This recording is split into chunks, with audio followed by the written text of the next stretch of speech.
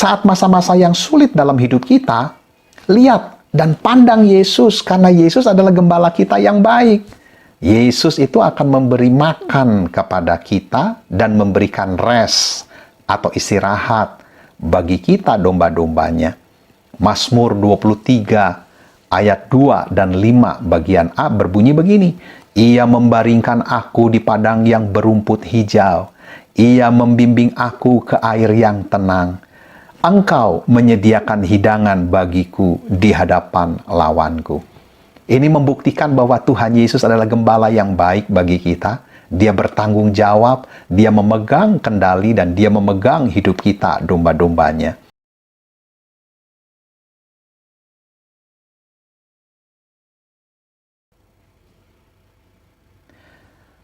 Apakah Anda saat ini sedang mengalami keputusasaan? Apakah Anda saat ini sedang dalam masa-masa sulit dan mungkin tidak melihat ada harapan di sana? Mari kita mau lihat ada sebuah pelajaran yang indah di dalam Alkitab yang akan memberikan harapan baru karena Tuhan selalu baik bagi setiap kita dan mengasihi kita. Di dalam Alkitab ada satu tokoh yang akan memberikan sebuah pelajaran kepada kita hidupnya, yaitu Nabi Elia. Nabi Elia itu pada waktu dia diancam oleh Ratu Isabel, dia melarikan diri. Peristiwanya adalah ketika sebelumnya Nabi Elia itu melawan nabi-nabi Baal. Di dalam 1 Raja-Raja 18 ayat 22, dikatakan, lalu Elia berkata kepada rakyat itu, hanya aku seorang diri yang tinggal sebagai nabi Tuhan, padahal nabi-nabi Baal itu ada 450 orang banyaknya. Nabi Elia, dia melawan 450 orang nabi-nabi Baal. Dan pada akhirnya, ketika Allah menjawab korban persembahannya dipersembahkan oleh Nabi Elia, maka semua nabi-nabi itu, nabi-nabi Baal itu dibunuh mati oleh Elia. Di 1 Raja-Raja 18 ayat 37 ayat 40 saya mau bacakan supaya kita bisa mengerti atau mengetahui jalan ceritanya. Jawablah aku ya Tuhan, jawablah aku supaya bangsa ini mengetahui bahwa Engkaulah Allah, ya Tuhan, dan Engkaulah yang membuat hati mereka tobat kembali. Lalu turunlah api Tuhan menyambar, habis korban bakaran, kayu api, batu dan tanah itu, bahkan air yang dalam parit itu habis dijilatnya. Ketika seluruh rakyat melihat kejadian itu, sujudlah mereka serta berkata, Tuhan dialah Allah, Tuhan dialah Allah. Kata Elia kepada mereka, tangkaplah nabi-nabi Baal itu, seorang pun dari mereka tidak boleh luput. Setelah ditangkap, Elia membawa mereka ke sungai Kison dan menyembelih mereka di sana. Nah, ini peristiwa ketika akhirnya seperti duel gitu. Duel yang tidak seimbang antara Nabi Elia dengan nabi-nabi Baal yang 450 orang itu. Untuk menentukan siapa Allah yang harus disembah. Apakah Allah orang Israel atau Nabi Baal sebagai sesembahan untuk bangsa Israel. Nah, ketika Allah menjawab, maka seluruh nabi-nabi Baal itu dibunuh mati. Nah, berita ini langsung bisa diketahui oleh Ratu Isabel. Dan begitu Ratu Isabel mengetahui itu, di 1 Raja-Raja 19 ayat 1 dan 2 dikatakan begini, ketika Ahab memberitahukan kepada Isabel segala yang dilakukan Elia dan perihal Elia membunuh semua nabi itu dengan pedang, maka Isabel menyuruh seorang suruhan mengatakan kepada Elia, beginilah kiranya para Allah menghukum aku, bahkan lebih lagi daripada itu. Jika besok kira-kira pada waktu ini, aku tidak membuat nyawamu sama seperti nyawa salah seorang dari mereka itu. Lalu ayat 3a berkata, maka takutlah ia, lalu bangkit dan pergi menyelamatkan nyawanya. Nah, rupanya Elia ketika mendengar ancaman daripada Ratu Isabel, Elia ketakutan. Dan ini bisa disebutkan bahwa saat itu Elia ada dalam masa-masa sulit dan gelap dalam hidupnya. Anda bisa bayangkan, itu seorang ratu memerintahkan untuk menangkap Elia. Jadi seluruh kerajaan mencari Elia untuk dibunuh. Nah, dari peristiwa ini, Elia mengalami frustrasi, Elia depresi sehingga ingin mati. Sebetulnya Elia setelah melawan nabi-nabi Baal, Elia itu letih secara jasmani. Dan juga peperangan rohani yang luar biasa itu membuat Elia pun letih secara rohani. Nah, pada waktu kondisi seperti ini, Ratu Isabel mengancam, memerintahkan untuk membunuh Elia. Elia dalam keadaan yang lemah secara jasmani dan rohani. 1 Raja-Raja 19 ayat 4 berbunyi begini. Tetapi ia sendiri masuk ke padang gurun sehari perjalanan jauhnya, lalu duduk di bawah sebuah pohon arar. Kemudian ia ingin mati, katanya. Cukuplah itu, sekarang ya Tuhan, ambillah nyawaku, sebab aku ini tidak lebih daripada nenek moyangku. Elia sehari sebelumnya begitu gagah luar biasa. Seorang diri melawan 450 nabi Baal. Tetapi esokan harinya, Elia menjadi seperti seorang pengecut. Dia begitu frustrasi, dia begitu depresi, dia begitu putus asa, dia ingin mati. Dan Elia pada saat-saat itu, dia tidak mau lagi melakukan apapun, dia sangat pasif, dia sangat apatis karena tekanan yang dialaminya. Nah, kalau kita mau tarik ke dalam masa sekarang, masa atau rasa frustrasi, depresi yang dialami oleh Elia, mungkin saat ini pun dalam masalah yang berbeda, pergumulan yang berbeda, Anda mungkin sedang mengalaminya. Sebuah kondisi di mana engkau frustrasi, engkau putus asa, engkau rasanya kehilangan harapan. Tetapi ada sebuah kabar gembira dari kebenaran firman Tuhan ini adalah apa yang Allah lakukan pada Elia. Nah, dari sini kita bisa melihat sebuah isi hati daripada Allah bagi kita tentunya. 1 Raja-Raja 19 ayat 5-8 berbunyi begini. Sesudah itu, ia berbaring dan tidur di bawah pohon arar itu. Tetapi tiba-tiba seorang malaikat menyentuh dia serta berkata kepadanya, bangunlah, makanlah. Ketika ia melihat sekitarnya, maka pada sebelah kepalanya ada roti bakar dan sebuah kendi berisi air, lalu ia makan dan minum, kemudian berbaring pula. Tetapi malaikat Tuhan datang untuk kedua kalinya dan menyentuh dia serta berkata, bangunlah, makanlah, sebab kalau tidak perjalananmu nanti terlalu jauh bagimu.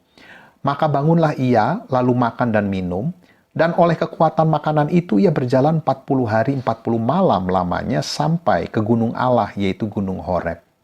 Nah, ayat ini memberitahu bahwa ketika Elia begitu frustrasi, dia lari padang gurun, lalu Elia mulai tertidur. Dia berbaring dan tidur. Mungkin keletihan dan mungkin sudah mulai apatis, sudah frustrasi dan lain sebagainya, campur aduk yang dia alami. Tetapi apa yang Allah lakukan pada Elia? Allah biarkan Elia tidur, artinya apa? Allah biarkan Elia untuk istirahat, untuk rest. Lalu apa lagi? Secara alami sekali, secara natural sekali, Allah memberi Elia makan. Anda perlu tahu bahwa Tuhan adalah gembala yang baik. Gembala itu memberi istirahat dan makanan pada domba-dombanya. Dari peristiwa Elia ini kita bisa lihat, Tuhan sebagai gembala, dia memberi istirahat kepada Elia. Dia memberikan makan kepada Elia. Dan di ayat yang ke-8 dari 1 Raja-Raja 19, kita bisa lihat bahwa Elia pulih. Elia kembali, segar kembali, kuat kembali. Nah, dari peristiwa ini kita bisa lihat begini. Saat masa-masa yang sulit dalam hidup kita, lihat dan pandang Yesus, karena Yesus adalah gembala kita yang baik. Yesus itu akan memberi makan kepada kita dan memberikan rest atau istirahat bagi kita domba-dombanya. Mazmur 23 ayat 2 dan 5 bagian A berbunyi begini. Ia membaringkan aku di padang yang berumput hijau. Ia membimbing aku ke air yang tenang. Engkau menyediakan hidangan bagiku di hadapan lawanku. Ini membuktikan bahwa Tuhan Yesus adalah gembala yang baik bagi kita. Dia bertanggung jawab, dia memegang kendali, dan dia memegang hidup kita, domba-dombanya. Nah, hal yang praktis bagi kita adalah begini. Saat dalam kondisi hidup ini sulit mungkin, gelap, yang membuat kita frustrasi, yang membuat kita mungkin kehilangan harapan. Hal pertama yang perlu kita pikirkan adalah begini, pandang Yesus. Mengapa sih mesti memandang Yesus? Karena dia gembala kita yang baik. Dia gembala kita yang baik. Kita pandang dia, mendekat kepada dia. Kemudian apalagi? Ya baca Alkitab tentunya. Mengapa baca Alkitab? Ya biarkan Yesus memberi makanan bagi kita. Dengan cara bagaimana? Alkitab itu kan rotinya Tuhan buat setiap kita. Baca Alkitab. Ngerti nggak ngerti, baca dulu. Biarkan rohmu memakan roti hidup itu. Biarkan Yesus sebagai gembala bagi kita, mengenyangkan kita. Nah, ini ada saran buat kita.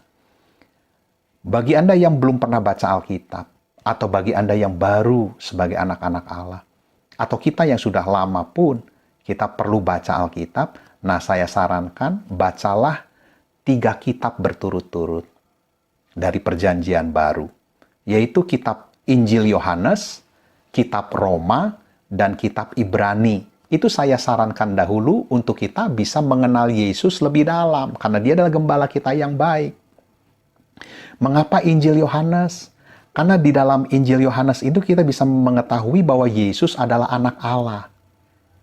Tema daripada Injil Yohanes adalah menerangkan bahwa Yesus adalah anak Allah. Ketika kita baca Injil Yohanes, maka kita akan semakin mengenal Yesus sebagai anak Allah. Kemudian bacalah kitab Roma. Nah, Roma itu memberitahu kita tentang Yesus yang membenarkan kita. Anda tahu, kita adalah orang berdosa. Perbuatan kita tidak jauh dari dosa, calon neraka kita. Tetapi ketika kita membaca kitab Roma, maka kita bisa tahu bahwa ada Yesus yang membenarkan kita. Bagaimananya, Anda bisa temukan itu di dalam kitab Roma. Lalu bacalah kitab Ibrani. Mengapa? Karena di dalam kitab Ibrani ini kita bisa tahu bahwa Yesus adalah darah perjanjian yang kekal. Kenapa darah?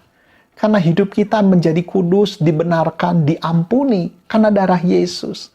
Nah, dari 3 kitab ini kita bisa akan lebih mengenal lagi Yesus. Mengenal dia yang adalah gembala yang baik bagi kita. Yang terakhir, yang ketiga adalah mari istirahat, rest. Jadi ketika kondisi kita sedang mengalami kesulitan, membuat kita frustrasi dan lain sebagainya, yang pertama pandang Yesus gembala yang baik bagi kita. Yang kedua, mari bacalah Alkitab. Karena apa? Semakin kita nanti mengenal gembala kita yang baik itu. Lalu yang ketiga adalah rest, istirahat. Jika tubuh kita letih, tidurlah. Itu sangat manusiawi. Nikmatilah istirahat itu. Supaya tubuh kita pulih kembali, segar kembali. Seperti Elia. Kalau itu tidak boleh, pasti Allah akan bangunkan dia dan tidak boleh dan melarang Elia untuk tidur lagi. Tetapi diizinkan sampai 2 kali Elia tidur lagi. Nikmatilah Yesus, nikmatilah hadiratnya dalam istirahat itu. Kemudian renungkan dan pikirkanlah kasih Yesus bagi kita. Ketika kita beristirahat, ketika kita rest, renungkan gembala agung yang baik buat kita itu, yaitu Yesus yang mengasihi kita. Renungkan bahwa kita itu dicintai olehnya, dikasihi olehnya. Kalau perlu, sambil Anda tenang, menenangkan diri, istirahat, rest, dengarkanlah lagu-lagu atau musik-musik rohani, istirahatlah. Sangat manusiawi sebetulnya. Dan Anda tahu ketika kita menikmati itu semua, sebetulnya kita sedang menikmati Yesus. Semakin kita menikmati Yesus, Dia adalah gembala yang baik, dan seorang gembala memberikan istirahat, memberikan makanan kepada domba-dombanya. Percayalah, tetap ada kedaulatan Allah, tetap ada kasih Allah bagi kita. Anda tahu Anda disayang oleh Tuhan, kita disayang oleh Tuhan. Seperti Elia, pulih. Kita pun pasti pulih. Karena Yesus, gembala yang baik, Dia mengasihi kita, Dia pasti memulihkan kita. Amin.